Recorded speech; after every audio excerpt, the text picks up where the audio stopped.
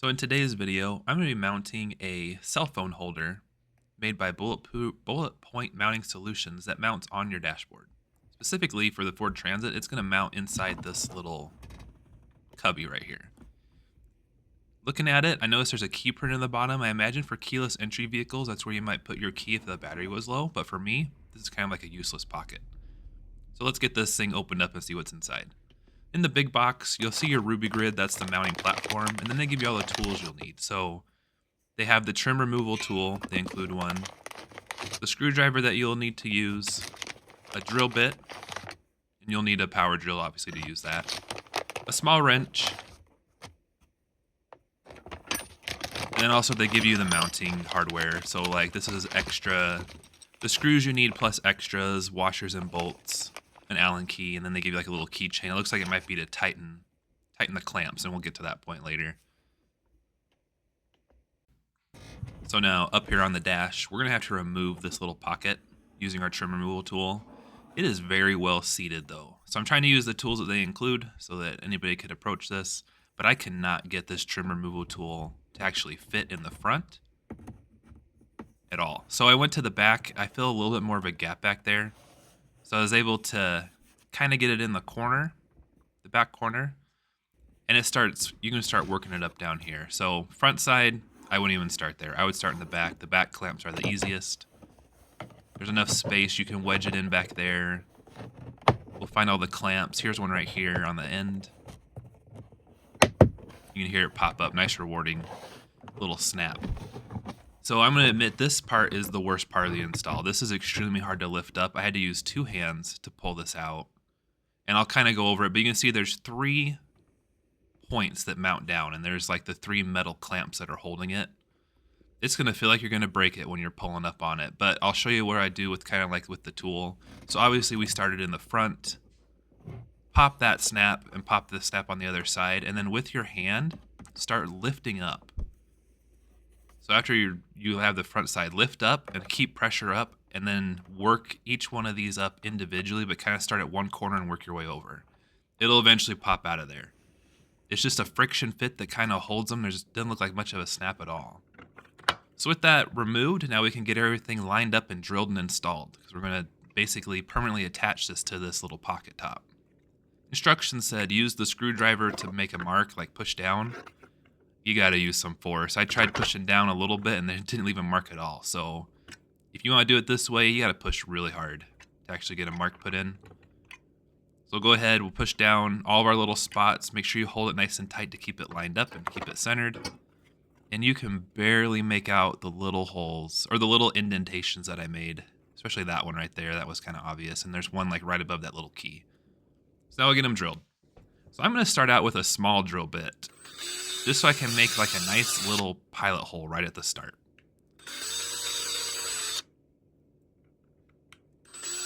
And then depending on how you are with your drill, you might want to put something behind this so you're not like jamming it into like in my case it would be the countertop.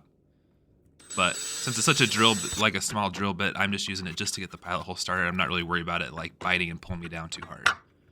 Once you got all those drilled out, make sure you at least are lined up correctly.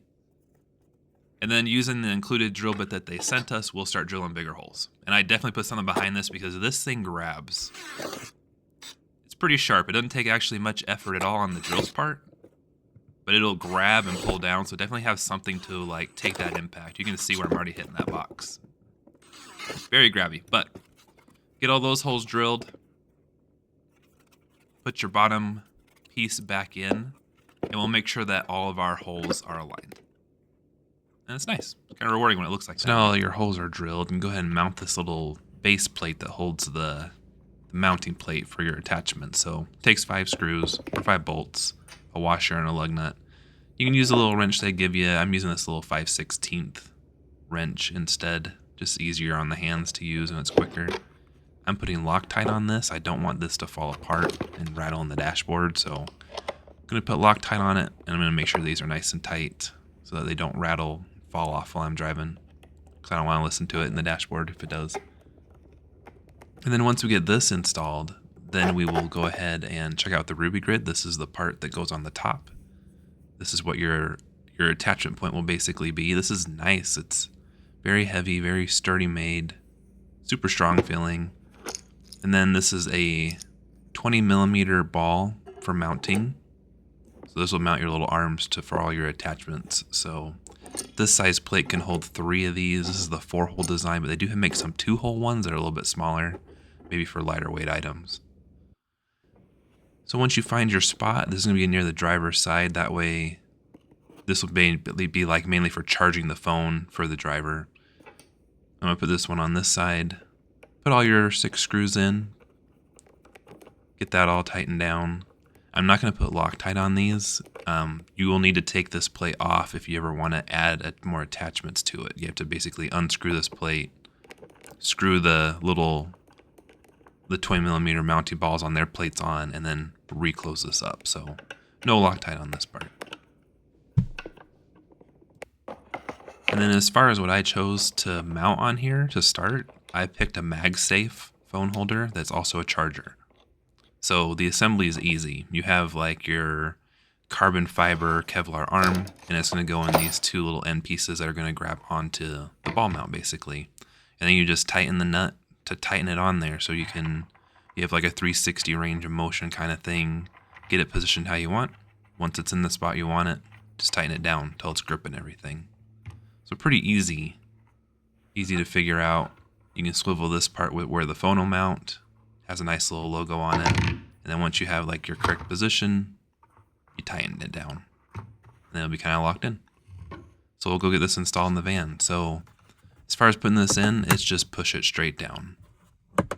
Nice rewarding clicks as it pops in. But yeah, push straight down, make sure it's all secure, and that's fine. And then I got my little dash mat, just replace that over it. It has a really clean look to it. I'm pretty happy with this.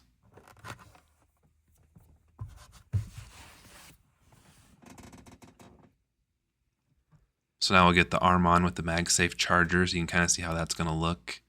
So that's basically how this one works. This is the standard length one. It's a 7 centimeter, super solid.